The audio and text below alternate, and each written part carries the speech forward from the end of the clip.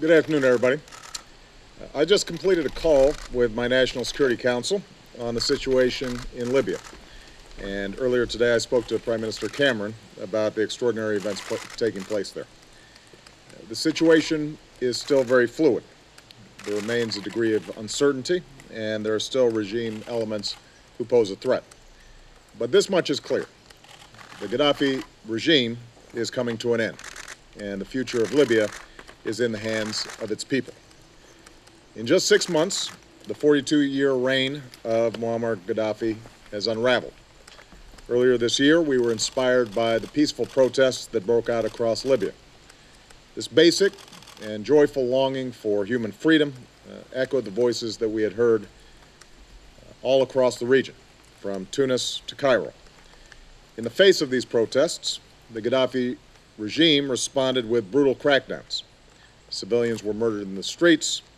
A campaign of violence was launched against the Libyan people. Gaddafi threatened to hunt peaceful protesters down like rats. As his forces advanced across the country, there existed the potential for wholesale massacres of innocent civilians.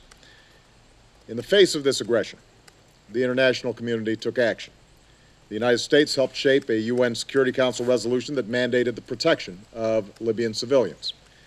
An unprecedented coalition was formed that included the United States, our NATO partners, and Arab nations.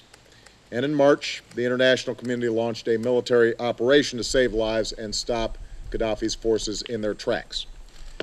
In the early days of this intervention, the United States provided the bulk of the firepower, and then our friends and allies stepped forward. The Transitional National Council established itself as a credible representative of the Libyan people, and the United States, together with our European allies and friends across the region, recognized the TNC as the legitimate governing authority in Libya.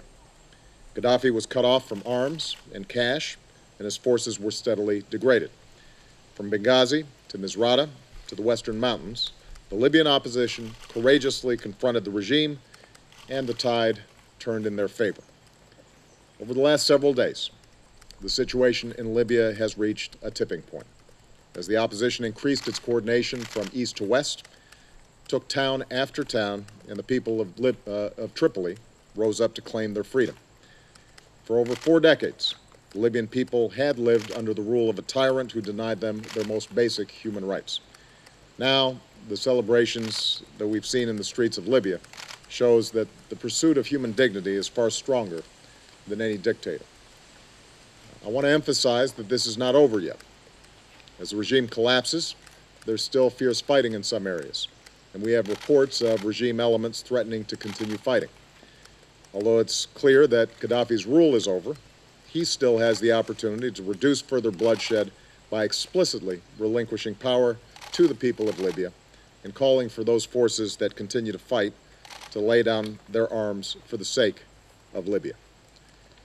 As we move forward from this pivotal phase, the opposition should continue to take important steps to bring about a transition that is peaceful, inclusive, and just. As the leadership of the TNC has made clear, the rights of all Libyans must be respected. True justice will not come from reprisals and violence.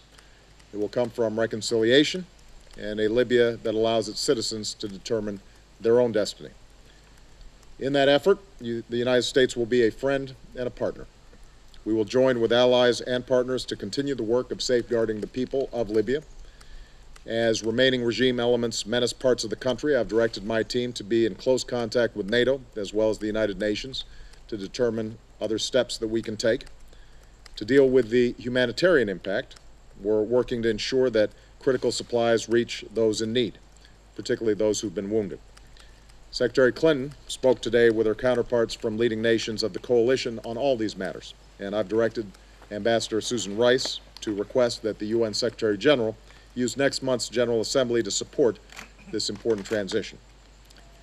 For many months, the TNC has been working with the international community to prepare for a post-Gaddafi Libya.